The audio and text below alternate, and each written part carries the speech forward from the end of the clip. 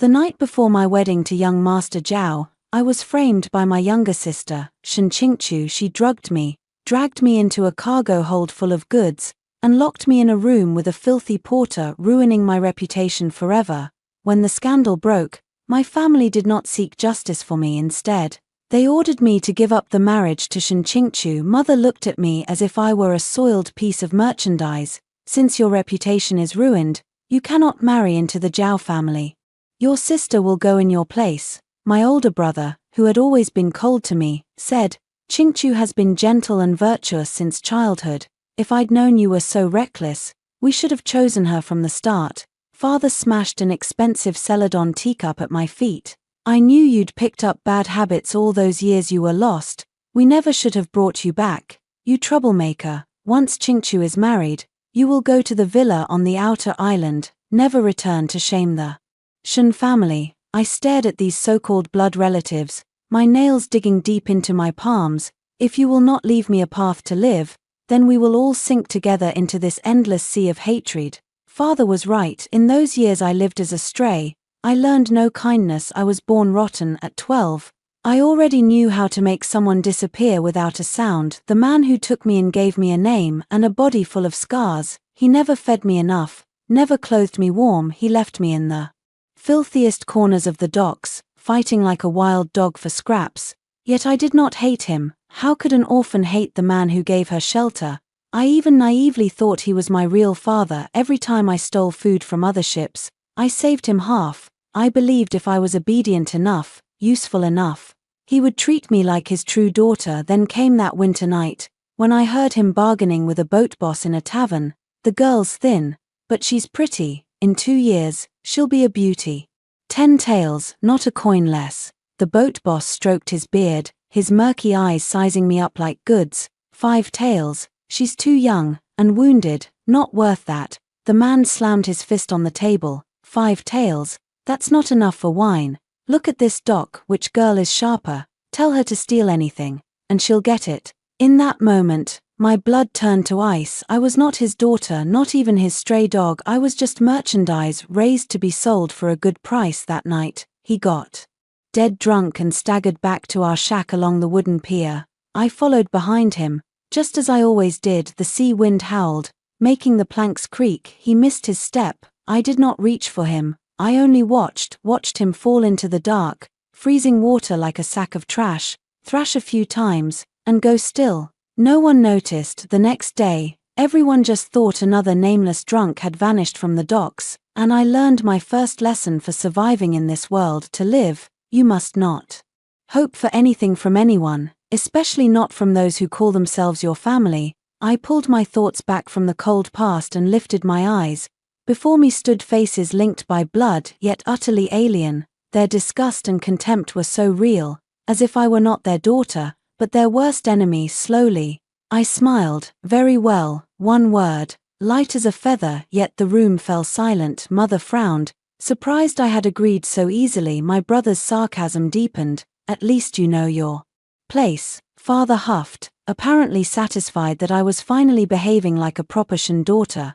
Only Shen Qingqiu, standing behind mother, had a look of shock and unease flash across her gentle, innocent eyes. I looked at her, my smile growing wider. Your marriage comes first, sister. I will step aside.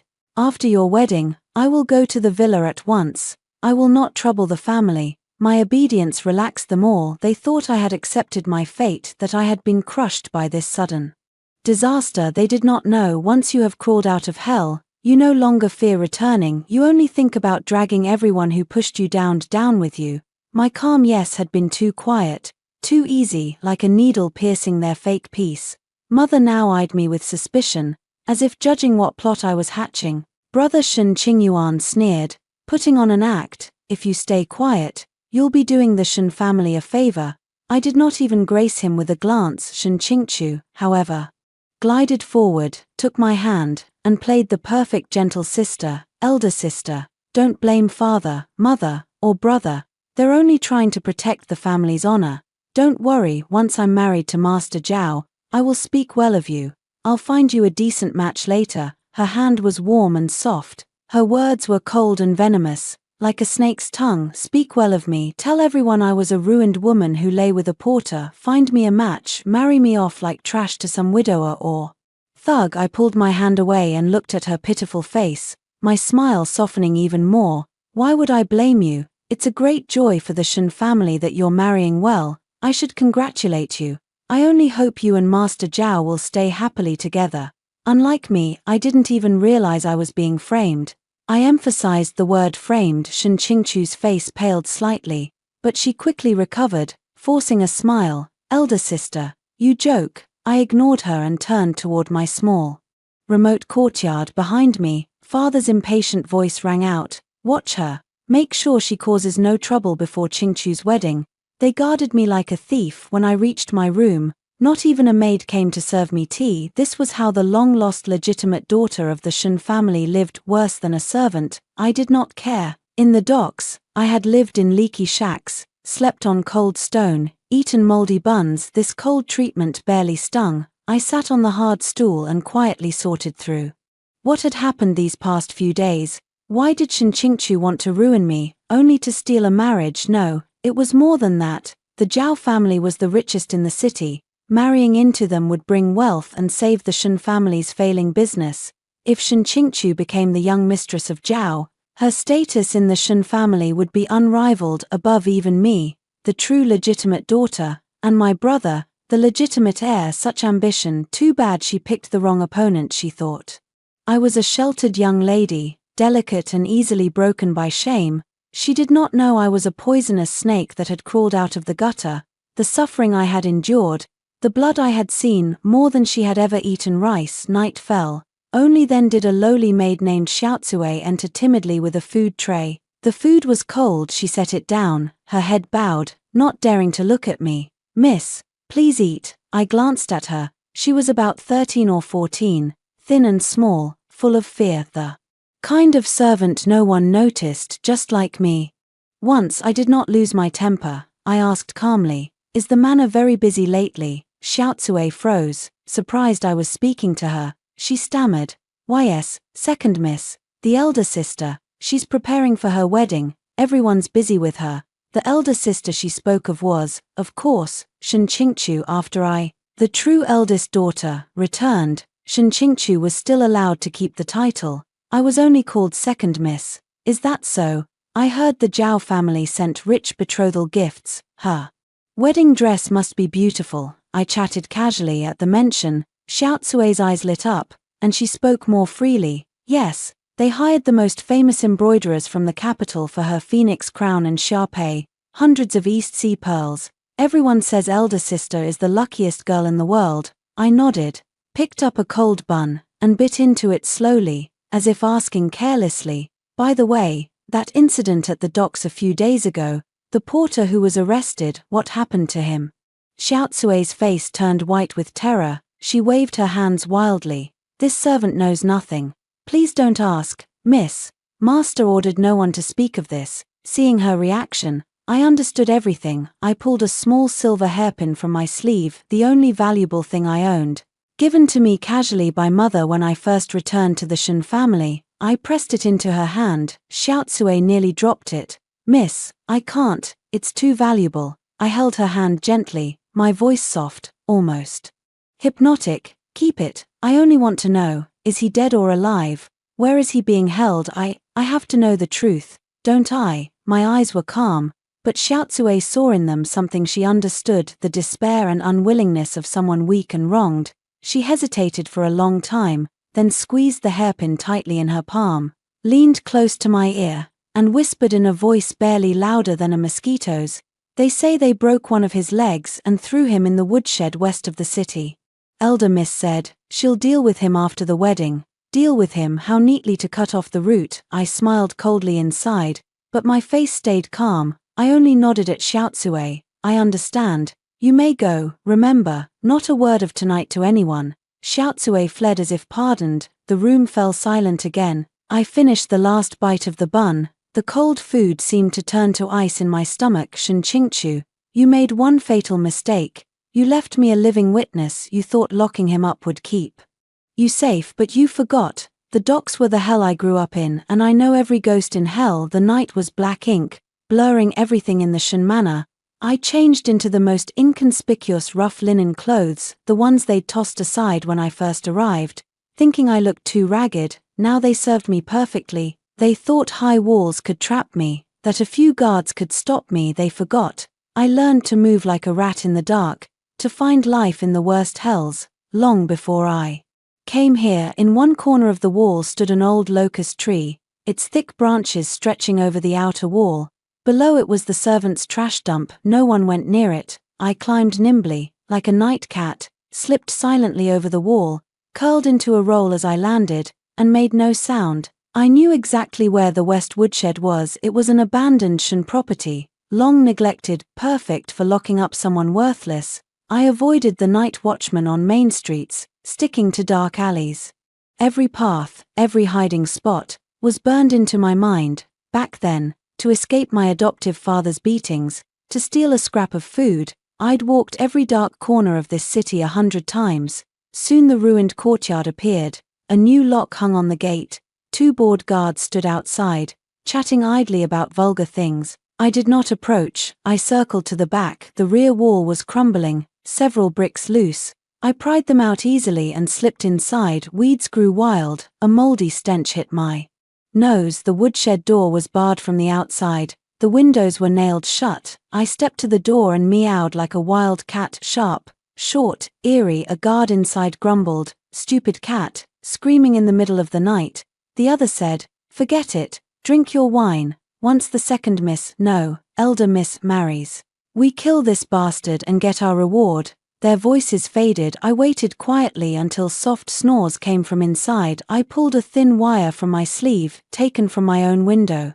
I slipped it into the crack of the bar and twisted skillfully back on the docks, to steal food from warehouses. I'd learned to pick locks well. A soft click, the bar slid open. I pushed the door open. A thick mix of blood and medicine stung my nose. In the corner, a figure curled up. He lifted his head in terror, mouth stuffed with rags, only able to make muffled sounds. It was the porter from the ship. One leg twisted unnaturally, clearly broken. Bruises covered his face. Fear blazed in his eyes. When he saw me, he shrank back even harder. I stepped before him, knelt down, and looked at him calmly. "Don't be afraid, I'm not here to kill you." My voice was soft, but cut clearly through the silent woodshed. He still stared at me in terror. I reached out and slowly pulled the rag from his mouth. "How much did Shan Qingchu pay you to ruin me?" I asked. The man coughed violently, then gasped, his voice hoarse. I didn't do it. It was Elder Miss. She had someone knock me out and throw me in there. I knew nothing. I woke up already in the hold, miss. Please spare me." His story matched what I'd guessed. Shan Qingchu would not leave such a loose end. "She promised you silver to run far away after, didn't she?" I went on. The man stared at me in shock, then nodded frantically like a man grabbing straws. Yes. She said if I kept quiet, she'd give me 50 taels, but she lied. She broke my leg and locked me here. "Miss, I'm sorry. I'm so sorry. Please let me live." "Let you live?" I laughed softly. "After Shan Qingchu's wedding, you'll be the first she kills. Do you really think you have a way out?" Those words turned his blood to ice. His face drained of color. What can I do?" he mumbled, falling into despair. I looked at him as if into a mirror, seeing the helpless me from the docks. But I would not pity him. Pity was the most useless thing in the world. "I can give you a way to live," I said. He lifted his head sharply, hope bursting in his eyes. You'll save me." "Not save you, a trade," I corrected. "I get you out, hide you, let you heal. When the time comes, you step forward and tell everything exactly. How Shan Qingchu bought you, how she framed me. Do you dare?" Fear and hesitation crossed his face. The Shan family was not someone like him could offend. I looked at him coldly. "You have only 2 choices. 1. Cooperate with me now. You might live. 2. Stay here and wait for the Shan family to bury you. Choose." The instinct to live finally beat fear. He gritted his teeth and nodded hard. I'll do as you say. I'll tell everything. Just let me live." "Good." I pulled a small oiled cloth from my sleeve. Inside was healing ointment and a few pieces of dried food. "Eat first. Tend your wound. Before dawn, someone will come for you. Remember his face, trust no one but him. With that, I turned and left the woodshed. Carefully resetting the bar, I did not return to the Shun Manor immediately. Instead, I turned and walked toward my real home, the docks. The docks at night were even filthier and more chaotic than by day. The air reeked of fish, sweat, and cheap wine. I wove through alleys piled with cargo boxes and reached the shabbiest tavern. Its sign hung crookedly, 3 bowls and down. I pushed the door open. Smoke filled the air. Several drunk men were gambling and shouting. When I stepped in, everything went quiet. More than 10 pairs of leering eyes fixed on me. A burly tavern keeper stepped over, frowning at me. "Little girl, wrong place. This isn't for you." I ignored him. My gaze swept the room and settled on a corner. A thin man sat alone, cleaning a dagger, indifferent to everything around him. He looked barely 20, but his eyes were like an old wolf, cold, wary. I walked straight to him. Everyone else watched, amused. This man was the dock's famous mad dog, nicknamed Rat. He had no family, survived by theft and fighting, cruel to everyone, obeyed no one. I stood before him and sat on the stool opposite. He finally lifted his head. Those wolf eyes blazed with impatience and killing intent. "Get out." One word. I did not move. I pulled something from my sleeve, placed it gently on the table, and pushed it toward him. It was a wolf tooth on a red string. The moment he saw it, Rat's hand holding the dagger froze. The killing intent in his eyes shattered, replaced by shock, utter disbelief. He stared at me, lips trembling. After a long breath, he squeezed out 2 words, "Sparrow." I smiled. Sparrow, that was my real name, the name that man gave me, the only name I ever had in hell. "Rat, I need you to hide someone for me." The tavern was noisy as ever, but around Rat, an invisible wall of silence had fallen. He stared at the worn, polished wolf tooth, then snapped his gaze back to me, shock and doubt twisting in his eyes. "Everyone said you were taken back by the Shun family, became a noble lady." His voice was rough, like sandpaper on wood. I thought you'd never come back to this kind of place." "Noble lady." I laughed bitterly, no warmth in the smile. "Rat, have you ever seen a noble lady come looking for a dock rat in the middle of the night?" He fell silent. People of the docks understood hierarchy better than anyone. The day I was taken away, it had looked like a grand elevation. Everyone thought I'd turned into a phoenix. Only he had hidden in the crowd, watching me with those wolf eyes, saying nothing. He knew, even in a phoenix's nest, there might be man-eating eagles. If you hadn't saved me back then, Big Bear's men would have beaten me to death in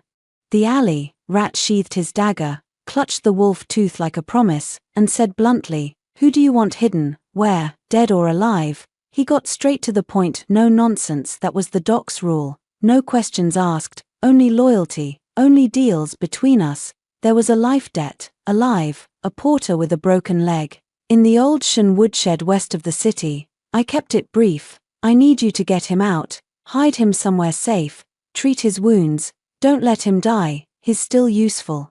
"Shun people," Rat frowned, "touching them brings trouble. The Shun want him dead, I just want him to live a little longer." I looked at him, each word clear. "Rat, this is the first favor I've asked since I went back to the Shun Manor." His hesitation vanished. In its place, a suppressed, wild ferocity. He stood up. He was not tall, but the air of a desperate outlaw around him made the other tavern patrons shrink back. "You saved my life once. Today I repay it. Let's go." We left one after the other, melting into the deeper dark outside. Rat knew these alleys better than I did. He led me like a real rat, weaving through cargo lanes and narrow paths. Silent as we neared the woodshed. The 2 guards were dead drunk. One leaned against the door, snoring heavily. Rat pulled a small bamboo tube from his waist, blew gently toward them. A wisp of colorless, odorless smoke drifted over. Soon the other guard went limp too, sleeping incense, enough for trash like them. He whispered. We slipped into the woodshed and dragged the half-dead porter out. When he saw Rat, he nearly died of fright, thinking the Shun had sent assassins. Only when he saw me did he calm a little, though fear still burned in his eyes. "Not a sound. Follow if you want to live," I warned coldly. Rat produced a small cargo cart from somewhere. We tossed the porter onto it, covered him with ragged sacks, and moved through the night toward the loneliest corner of the docks. It was an abandoned shallow beach called Black Mud Bay. Several rotted fishing boats were moored there, reeking of rotten fish. Even beggars avoided it. Rat settled the porter in one boat's cabin. It was run down, but perfectly hidden. No one comes here. I'll bring food and medicine every day. He looked at me. You're going back to the Shan Manor, of course. I stared toward the distant manor, only a blur in the dark. The play has just started. How could the leading lady be absent? Rat nodded and asked no more. He pulled a small cloth pouch from his chest and handed it to me. Some money inside, not much, but keep it for safety. You can't do anything in that place without it. I did not refuse. I took it. When this is over, I'll pay you a price you can't refuse. I don't want money. Rat looked at me, his wolf eyes bright in the dark. I just want you alive. With that, he jumped off the boat and vanished into the night. I stood there, holding the heavy pouch, my heart cold as stone. The only person in this world who truly cared for me was another ghost from hell and my so-called family. They only wanted to push me back in. Dawn was near. I had to slip back into the gilded cage of the Shan Manor before anyone noticed. I followed my old path, climbed silently back over the wall. My room was exactly as I left it. I changed back into my proper clothes, lay on the cold bed, closed my eyes, and waited for morning. The next day at first light, Tsueyun, Shan Qingchu's personal maid, marched in with several servants, nose in the air. Elder Miss has ordered, you stay here quietly and prepare for your trip. Don't go out before the wedding, in case you cause more trouble. Her tone held not a shred of respect, more like she was guarding a prisoner. That was Shan Qingchu's way. Care on the surface, imprisonment underneath. I did not argue. I nodded obediently. I understand. Tell my sister I will stay peaceful. My calm surprised Tsueyun. All the scolding she'd prepared died in her throat. She huffed disdainfully and left with her group for the next few days. I did exactly as they wished. I did not step foot outside the courtyard each day. Besides eating, I sat by the window staring blankly, like someone whose spirit had broken completely. The entire Shan household gradually lowered their guard. They thought this wild girl picked up from the streets finally knew her place. Defeated by the well-bred Shan Qingchu and Shan Qingchu, she was thriving. Betrothal gifts from the Zhao family flooded in. She dressed prettily every day, bathing in flattery.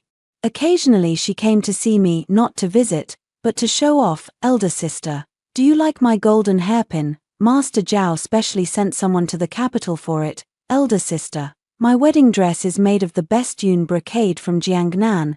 An inch costs 100 taels. Elder sister, don't blame me. Blame your own bad fate. She did not hide her pride or cruelty. I only smiled faintly, listened, and occasionally said, you look lovely, sister. You and Master Zhao are a perfect match.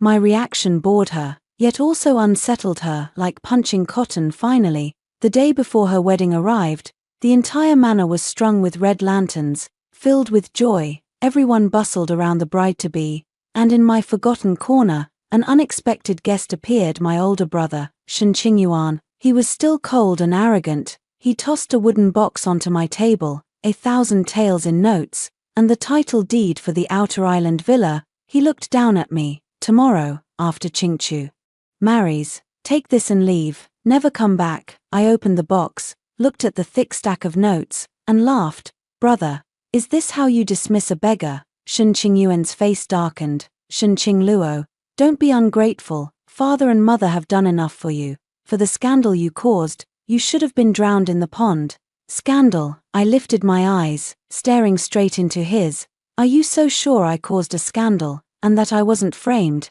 Enough, he snapped. What's the point of talking now? Qingchu is gentle, kind, and well-educated. Her marrying Master Zhao is best for the Shan family. You only shame us. I looked at this face written all over with greed.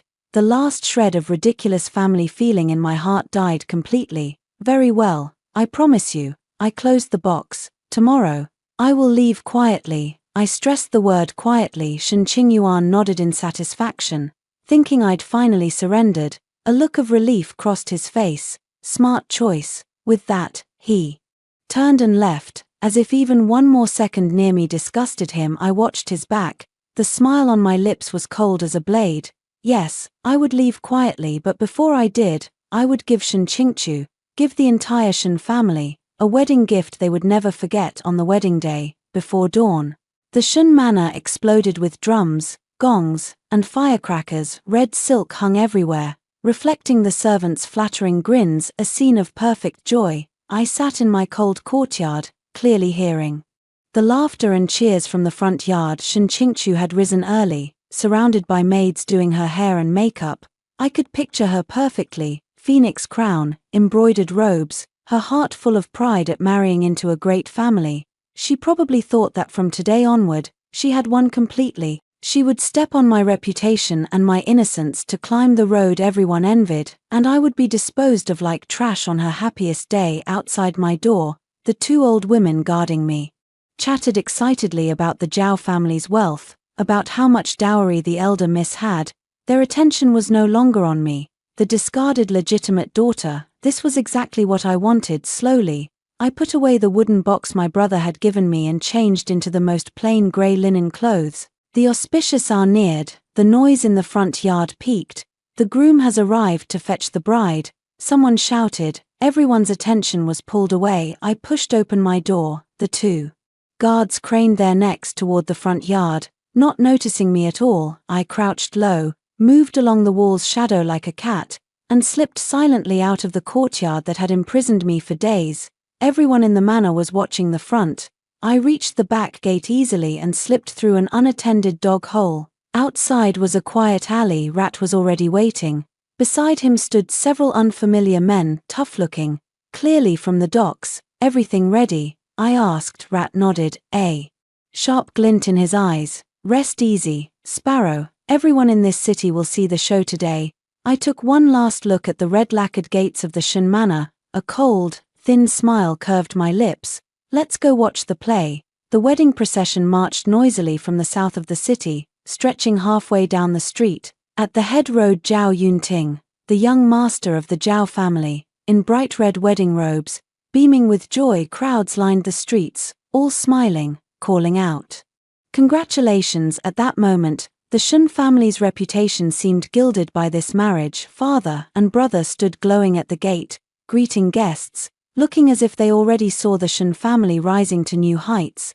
Just as Zhao Yunting's horse reached the gate and he prepared to dismount, a ragged, stinking man suddenly scrambled out of the crowd, threw himself at the horse's legs, and screamed, "Injustice! Master Zhao, you cannot marry the Shun elder miss. She is a venomous woman." The sudden scene stunned everyone. The procession halted, the drums and gongs fell silent, the crowd craned their necks, staring at the madman who'd appeared out of nowhere. Shen Qingyuan's face changed. He snapped at the servants. "What are you waiting for? Drag this madman away." Several servants lunged forward, but the man clung tightly to the horse's legs, his cries louder now, every word clear to everyone within earshot. "I'm not mad, I'm Wang the porter framed by the Shun elder miss. I'm the one they locked in the ship's hold with the second miss to ruin her reputation." The crowd erupted. The scandal had been hushed up by the Shun family, but rumors had already spread.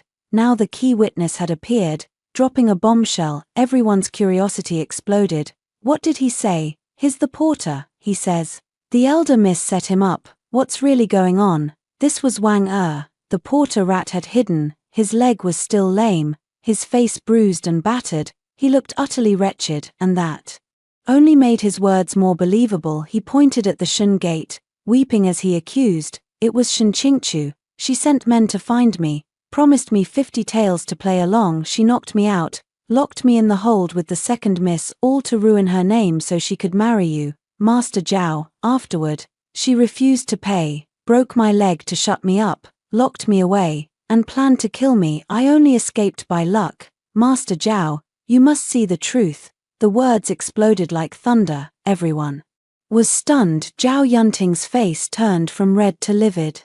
Shun Hongye trembled with rage, pointing at Wang and roaring, "Lies, you bastard, daring to slander my family on our wedding day. Seize him and beat him to death."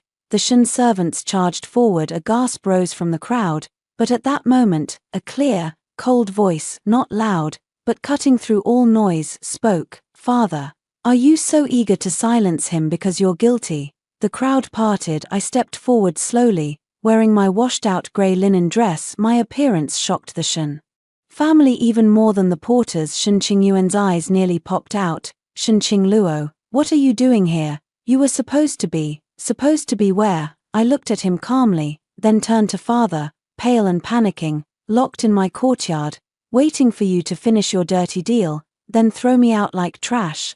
Is that right? I knelt beside Wang Er and looked at him. Is everything you said true? Wang Er saw me and kowtowed repeatedly as if seeing a savior. Second miss, every word is true. Elder Miss Shen Qingchu paid me. Please, second miss, stand up for me. I stood, my gaze like ice sweeping over everyone present, finally settling on Shen Qingchu, helped out of the bridal sedan, her face ashen, trembling all over. She wore the most magnificent wedding clothes in the world, but her face looked worse than a corpse's. Shen Qingchu, I called her name slowly, clearly. What do you have to say for yourself now? The entire square fell dead silent, every eye was fixed on me, Wang Er, and Shen Qingchu standing there in red, looking like a joke. Shen Qingchu's lips trembled. She looked pleadingly at her parents and brother, but they were already in chaos. Finally, she clung to her last straw and screamed, "You're lying, it's you, Shen Qingluo.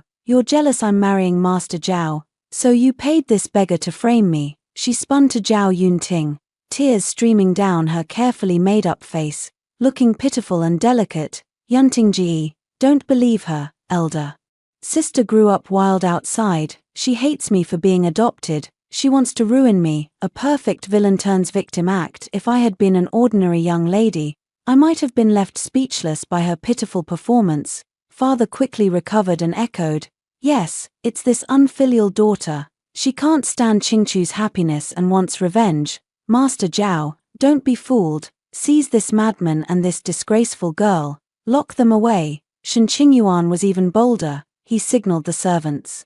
Several strong men stepped toward me and Wang Er with murderous looks. The crowd gasped again. Some stepped back, afraid of being caught in the violence. Just as their hands were about to touch me, a single cold word froze everyone. "Stop." It was Zhao Yunting. He dismounted. His once happy face was now dark as storm clouds. He did not even glance at Shen Qingchu. He only stared coldly at Shen Hongye. "Uncle Shen, I came today for a wedding, not to watch the Shen family settle private scores." His voice carried unshakable authority. "But now, in front of the entire city, someone accuses my bride of framing her own sister. If this is not cleared up, where will the Zhao family's honor lie?" Shen Hongye's face turned ghastly. He forced a smile. "Nephew Zhao, this is all a misunderstanding. It's this ungrateful daughter. Whether it's a misunderstanding is not for you to decide." Zhao Yunting cut him off sharply, then turned to me. "You say you have proof." He was sharp. He did not fall for Shen Qingchu's tears, nor blindly believe Wang Er. He cared only for the truth and for the Zhao family's face. "Proof," I smiled faintly. "Master Zhao is a porter whose leg was broken, who nearly was silenced. Not a witness am I, the one whose reputation was ruined and nearly exiled to a villa, not a witness." I turned to the crowd, my voice soft but clear enough for all to hear. "Fellow townspeople, judge for yourselves. I am the legitimate daughter of the Shen family. I was meant to marry into the Zhao family. Why would I destroy my own reputation, give up the position of the richest young mistress in the city, just to frame an adopted daughter? What would I gain?" I turned sharply, pointing at the shaking woman. "But Shen Qingchu, if I am ruined, this wealth and glory falls straight into her lap. Did she not have every motive to frame me?" Murmurs broke out in the crowd. "She's right. Why would the second miss do that? That porter's leg is really broken. He wouldn't fake that suffering. TSK, you never know someone's true face. Could the elder miss really have done this?" Each whisper was a stab into the Shen family's pride. Shen Qingchu's face was bloodless. She only kept crying. "It wasn't me. It really wasn't. Father, mother, brother, believe me." Shen Qingyuan was frantic with rage, pointing at me and shouting, "Shen Qingluo, you venomous woman, even if she had motive, do you have real proof? A beggar's ramblings are enough to destroy the Shen family's 100-year reputation. Who said he's my only witness?" As soon as I spoke, Rat stepped out from the other side of the crowd with two rough-looking men. The two men trembled when they saw Shen Qingyuan and Shen Hongye. Rat kicked one behind the knee. Both dropped to their knees beside Wang Sparrow. Rat nodded at me. "They're here." Shen Qingyuan's pupils shrank. A flash of panic crossed his face. I looked at the two men, cold and sharp. "Do you recognize the man kneeling here?" Wang the braver one, stammered. "Why yes, we do." "Then tell everyone," I said. "Who ordered you to break his leg, lock him in the west woodshed, and kill him after the elder Mrs. wedding?" The man bowed his head even lower, too afraid to speak. Rat pulled his cold dagger from his boot and tapped the other man's cheek. "My master asked you a question. Choose carefully, speak the truth, or you can keep Black Mud Bay company." Everyone in the city knew Black Mud Bay, the place where they dumped the dead under the threat of death. The man could no longer hold back. He spilled everything. "It was the young master Shen Qingyuan paid us 20 taels to silence this porter, to leave no witness. We only did it for the money. Spare us, please." The crowd erupted again. If Wang Er's accusation had only named Shen Qingchu, now even the eldest son of the Shen family was involved. This was no longer sisterly jealousy. This was a vicious conspiracy involving the entire Shen family. Shen Qingyuan's face drained of color. He pointed at the men, shouting furiously, "You're lying. I don't even know you. You don't know me." I smiled coldly. I pulled a slip of paper from my chest, one of the banknotes from the box Shen Qingyuan had given me. "You have a short memory, brother. The day before yesterday, you gave me 1,000 taels to send me away. This note is from the same bank you used to pay these men. Master Zhao is a businessman. A quick check of the bank records will show how much dirty silver my dear brother has been handling."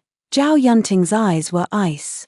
He didn't even need to check. Shen Qingyuan's panicked, guilty face said everything. All the evidence closed in a perfect circle. Shen Qingchu plotted, Shen Qingyuan cleaned up, mother and father looked away. My own blood family, to climb the social ladder, had pushed me, their real daughter, into the abyss. "No, it's not like that." Shen Qingchu completely broke down. She scrambled toward Zhao Yunting, trying to grab his sleeve. "Yuntingji, listen to me. I was confused. I love you so much, Zhao."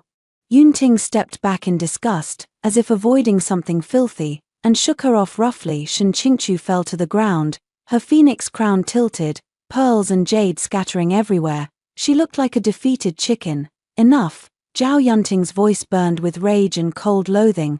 "The Zhao family cannot bear this shame."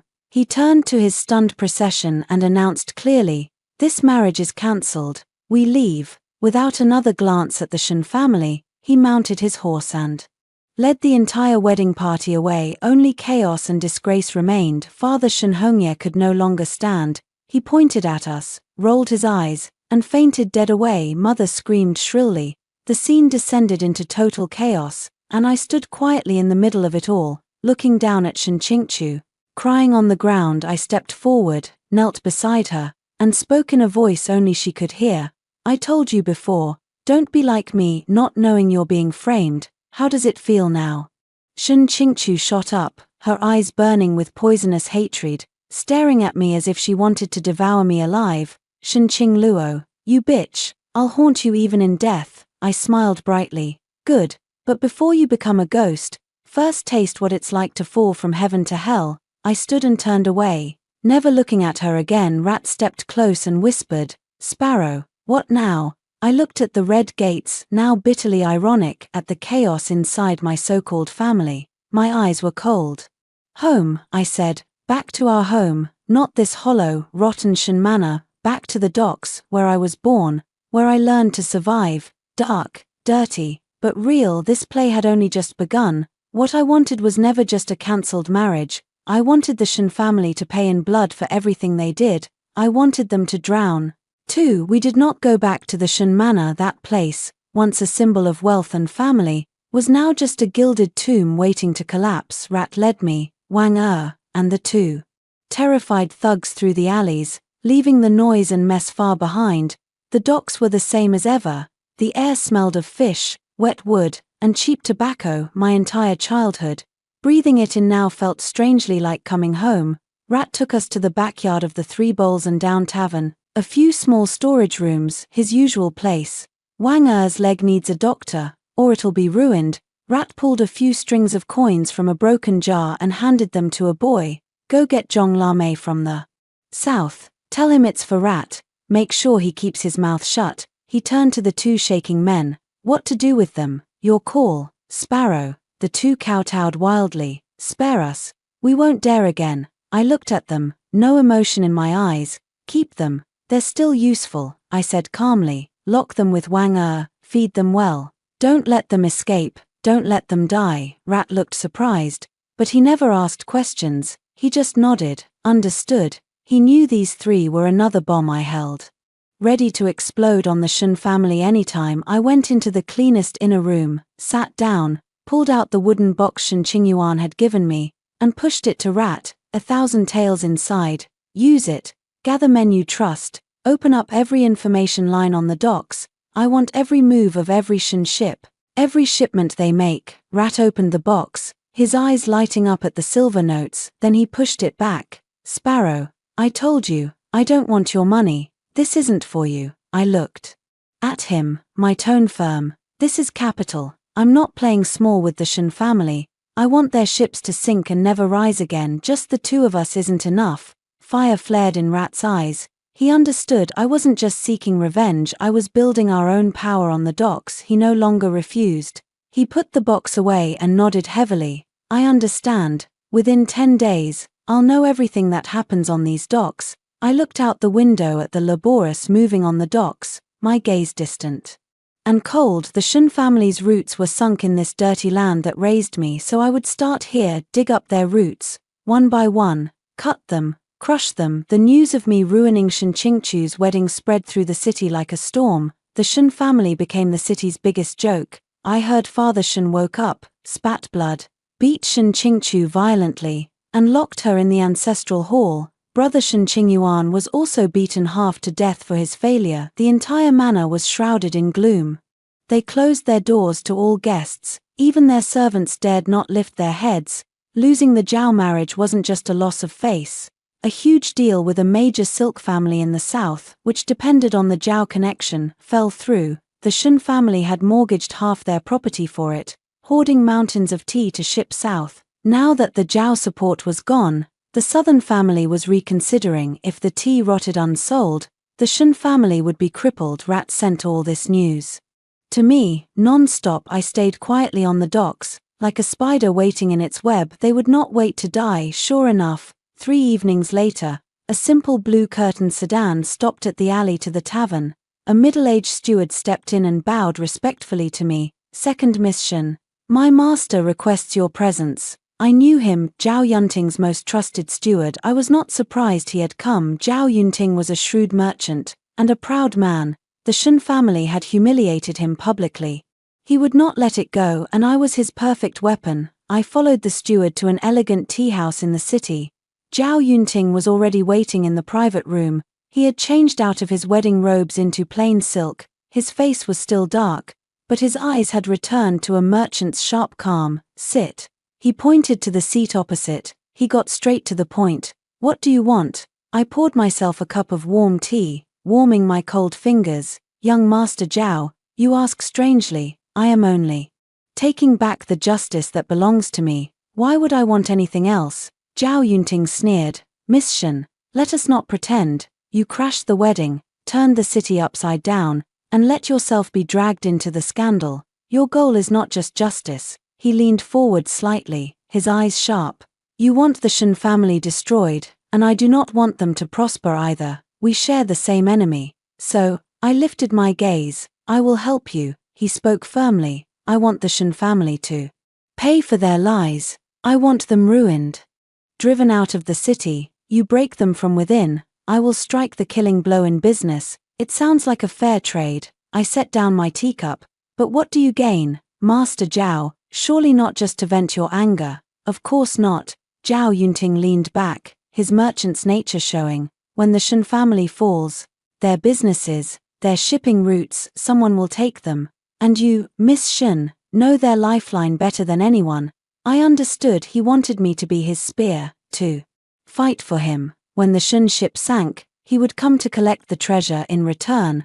I would have his support, and the satisfaction of revenge. You are quite the schemer, Master Zhao, as are you. He did not deny it. Alone, you are weak. Even with your tricks, you could only wound them. With the Zhao family behind you, I promise, within 3 months, the Shen name will be gone from this city. He laid down his final chip. If you agree, the Shen tea shipment to the south will be our first target. I will make the Wang family cut all ties. That cargo will rot in their warehouses. It was a tempting offer. I looked at him and suddenly smiled. Young Master Zhao, you have misunderstood something. Zhao Yunting frowned. It is not you helping me. I spoke slowly, clearly. It is I giving you a chance to revenge the Shen family. You provide money and connections. I act afterward. I want 30% of the Shen assets. Zhao Yunting's face darkened. Anger flashed in his eyes. He never expected a discarded girl to bargain with him. 30%. You are greedy, not greedy. I met his gaze steadily. Without me, you could only hurt the Shen family in business. You could not destroy them, but I can ruin them completely. 30% buys their lives. Do you think it is worth it? The private room fell into long silence. Zhao Yunting stared at me, as if rejudging the woman before him. After a long while, he suddenly smiled, a smile of respect. Meeting an equal, very well. 30%, I agree. He stood and held out his hand, a pleasant cooperation. I did not take his hand, I only lifted my teacup in a toast, a pleasant cooperation. I drank the tea. It was cold now, bitter on the tongue, but with a faint, hidden sweetness. When I left the tea house, night had fallen. Rat waited for me at the alley entrance. He hurried over. How did it go? The fish took the bait. I looked toward the Shen manor, a cold smile on my lips. Send word, have the men watch all Shen tea ships. I want to see how old Fox Shen Hongye plans to move this hot potato. Zhao Yunting acted fast. By the next day, the Zhao family's official cancellation of the marriage spread across the city. The Shen's priceless tea cargo became worthless refuse. Shen Hongye panicked, begging for connections, slashing prices. No one dared to buy. Everyone knew the Zhao family was behind it. No one would offend the richest family in the city. With his back against the wall, Shen Hongye made a mad decision. He would organize his own fleet, sail personally, and sell the tea overseas. It was a gamble. Win, and the Shen family might breathe again. Lose, and they would be destroyed. And I intended for him to lose everything. Sparrow, I found out. Rat rushed into my room, excitement on his face. Shen Hongye scraped together 3 big ships. The night after tomorrow, at high tide. He says he's sailing south, but his real target is a private port to the east. No government control. Any black goods can be sold there. Is he going personally? Yes, he's taking Shen Qingyuan too. Only the wife and Shen Qingchu are left in the manor. I stood and walked to the window, looking out at the dark sea. The night wind carried the salt of the ocean. Heaven sent opportunity. I spoke softly. Rat, gather all our men. Prepare a big gift. We will go out to sea, to send Master Shen and young Master Shen on their final journey.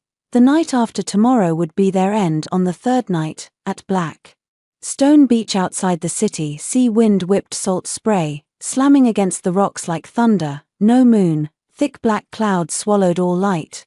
Only 3 merchant ships glowed in the distance, their lights flickering like will-o'-the-wisps in the storm. That was the Shen family's last hope. I stood on the highest rock, my clothes flapping wildly in the wind. Behind me, more than 50 men. Rat had gathered, dock laborers and fishermen, the toughest of the tough, who'd suffered under shipowners for years. Now they had money, a big score, and wolfish hunger in their eyes. Beneath us lay a dozen small, fast fishing boats, unremarkable in the waves, but like sharks waiting to strike, everyone ready.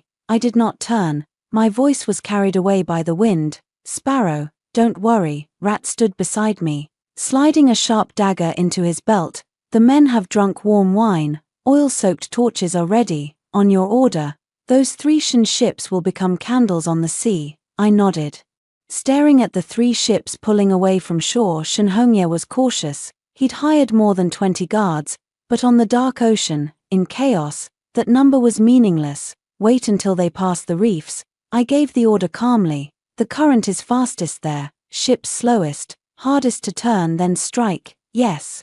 With Rat's command, the fishing boats cast off. They shot silently into the dark water, surrounding the Shun fleet from all sides. Aboard the Shun main ship Shunfeng, Shunhongye stood at the bow in a heavy cloak, staring anxiously into the dark. "Father, the waves are terrible. Will we really be all right?" Shun Qingyuan's face was pale. He'd lived a sheltered life and never faced such a storm. "Shut up," Shunhongye snapped.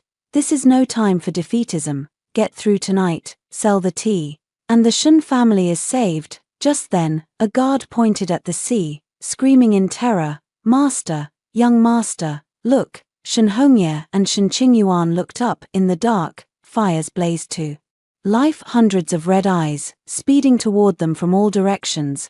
"Pirates!" Shun Qingyuan shrieked, his voice cracking. "Impossible!" Shunhongye's face turned ashen. "We've sailed this route for decades. No pirates, full speed, push through."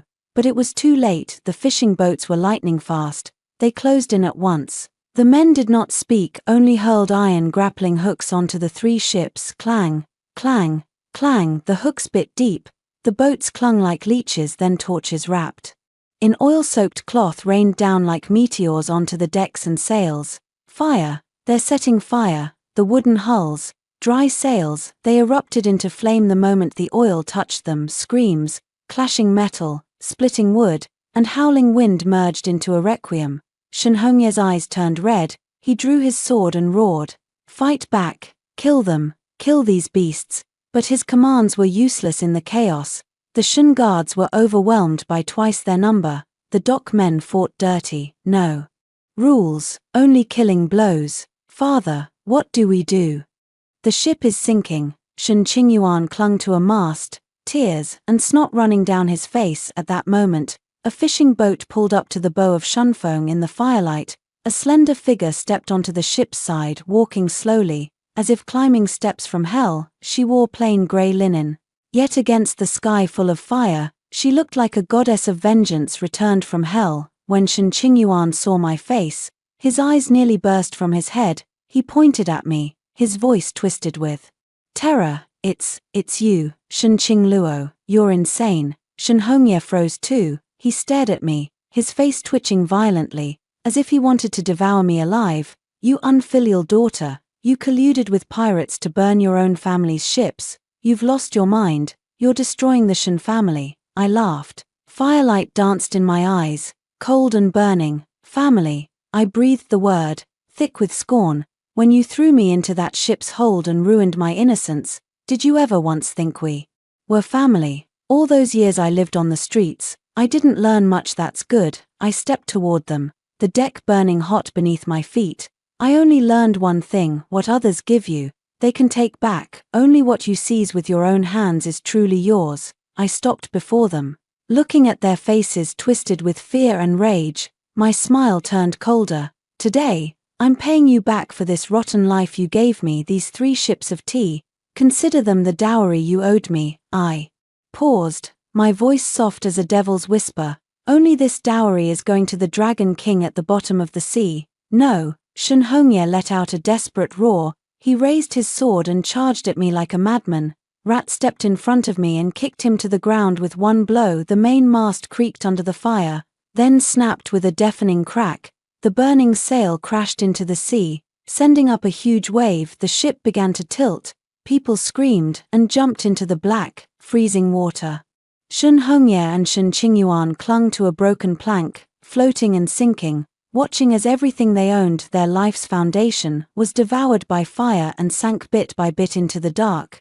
I stood at the bow of our fishing boat, looking down at their struggle. Rat came to my side and whispered, "Sparrow, should we kill them? Leaving them is trouble." I shook my head. My gaze was terrifyingly calm. "Death is too easy for them. I want them alive. I want them to crawl back to the city, and watch as I crush their last hope, piece by piece." I turned away from the hell on the water and gave one cold order. "Let's go. It's time to see my dear mother and dear sister." By dawn, when the first sunlight broke through the clouds, the bloody battle of the night before had vanished without a trace. Only a few charred wooden planks floated on the waves, silently telling that 3 great ships had once been there. The news spread like wildfire. The Shin fleet had been attacked by pirates, all cargo, most crew lost to the sea. By the time Rat and I returned to the docks, the whole city was buzzing. Some were shocked, some pitied them, but most were delighted. The Shin family had grown rich but cruel over the years. Now everyone kicked them while they were down. Inside the Shin manor, all was deathly quiet. When I reached the gate, the red lacquered doors were tightly shut. Not even a servant stood guard. The plaque that once shone with honor now looked grey, marked for ruin. I didn't use the main entrance. I climbed the back wall. Just as before, the manor was nearly empty. Most servants had fled with their valuables. The few left hid in their quarters. Trembling, I walked straight to the main hall.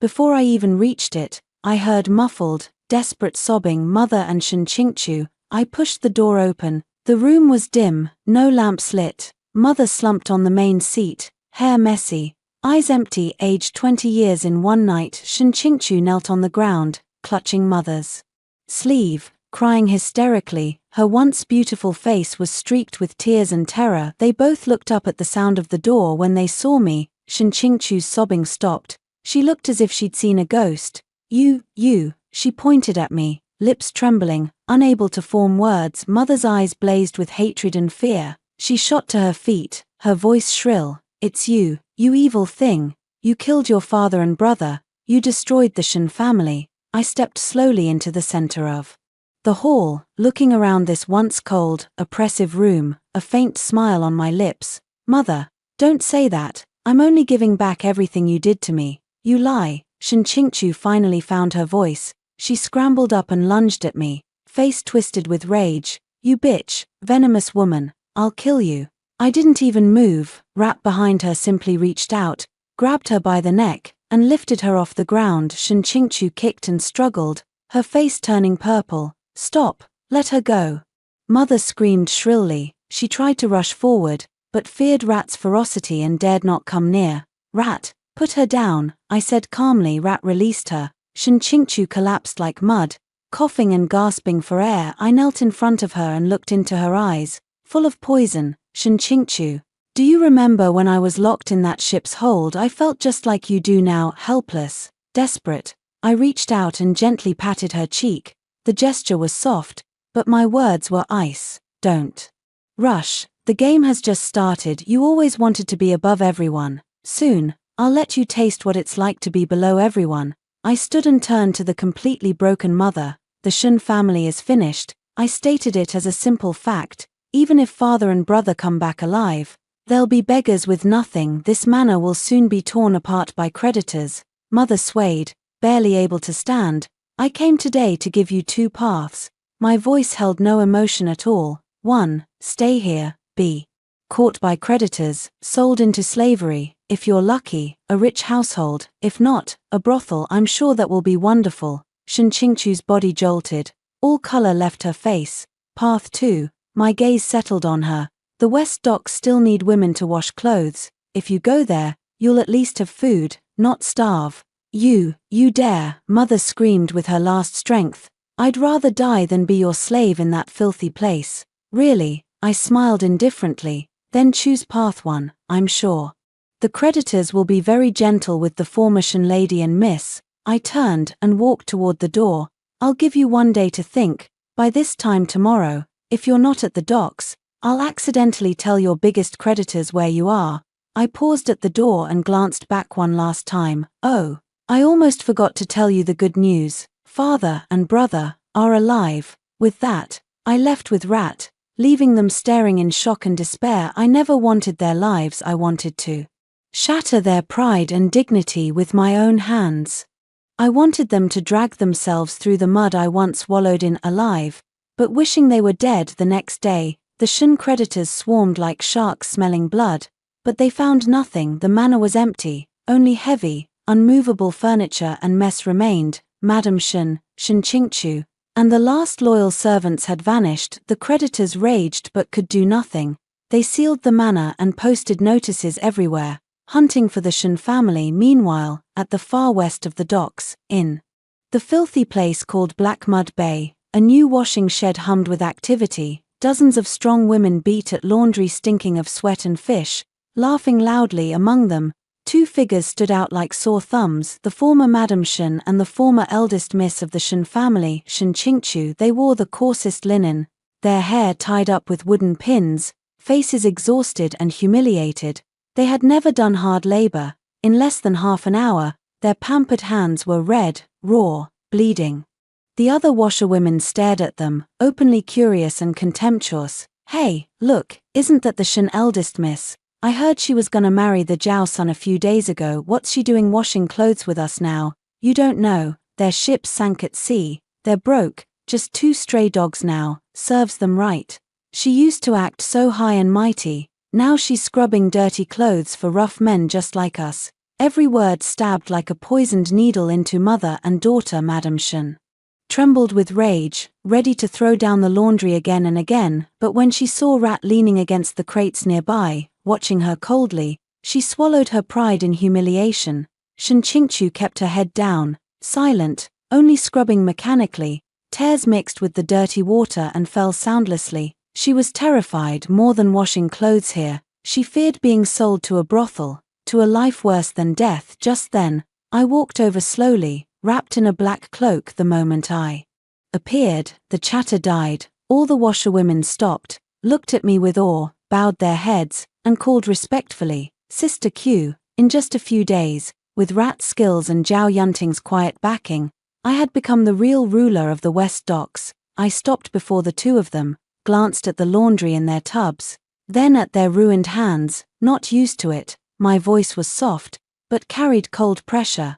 "This is only the first day, you have a long life ahead." Madame Shen shot up, her once elegant eyes bloodshot and burning with hatred. "Shen Qingluo, what do you want? Are you happy now that you've tortured us like this?" "Happy?" I laughed as if hearing a joke. "Mother, this is only the beginning. When I lived on these docks, I had it worse than a dog.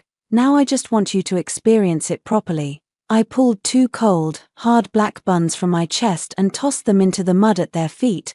"That's your lunch today. Remember, here, no work, no food. Finish your assigned laundry.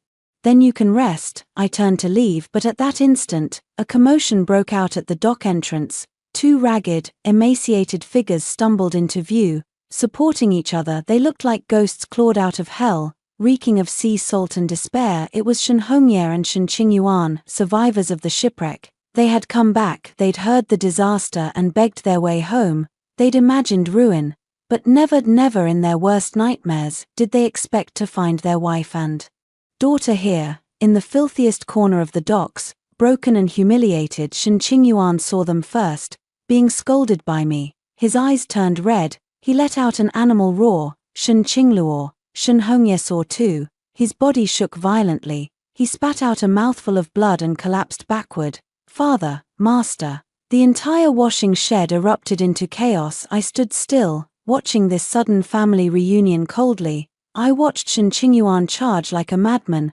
only to be pinned to the ground by Rat and my men, roaring helplessly. I watched Shen Qingqiu and mother scramble to the unconscious Shen Hongye, crying hysterically. What a wonderful scene, the whole family, finally together in the hell I built for them. Shen Hongye woke up, but he wished he hadn't. Waking meant facing a ruined family, a humiliated wife and daughter, worse than death itself. I did not kill them. Instead, I settled the four of them in a leaky, broken shed on the docks. This had once been my home, with my drunkard adoptive father. I had 4 black buns and a bucket of dirty water sent to them every day. That was all they got to live on. Want better food? Fine. Madame Shen and Shen Qingqiu washed clothes in the shed. 100 pieces earned 1 extra vegetable bun. As for Shen Hongye and Shen Qingyuan, the once proud men, I gave them another job, the dirtiest, most tiring work on the docks, cleaning saws, hauling rotting fish and shrimp. Shen Qingyuan's leg was still broken from the shipwreck. Now it was even worse. He crawled through the mud and stench every day. The once great young master of the Shen family had become a pest everyone avoided. At first, they resisted violently. Shen Hongye cursed me with every vile word he knew. Shen Qingyuan fought like a trapped beast, only to be beaten worse by my men. But hunger was the best tamer. When they were starved until they could barely curse, they finally surrendered. They began to endure all humiliation, like dogs, just for 1 bite of food. I visited Sometimes I liked standing outside the shed, watching the four of them push and fight over a single bun, watching them see not family in each other's eyes, only resentment and numbness. Shen Qingqiu hated her parents and brother. Their greed and stupidity had destroyed everything. Shen Qingyuan hated his father. If he hadn't insisted on sailing, they wouldn't have lost everything. And Shen Hongye and Madame Shen, they poured all their hatred onto me. They looked at me like poisoned blades, wanting to carve me into 1,000 pieces. I didn't care. I wanted them to rot slowly, in endless pain and infighting. That day, Zhao Yunting sent for me again at the tea house. Your method is crueler than killing them outright. He poured me tea, his tone unreadable. The Shen family was now the city's biggest joke. People flocked to the docks every day just to watch the once noble family wallow in the mud.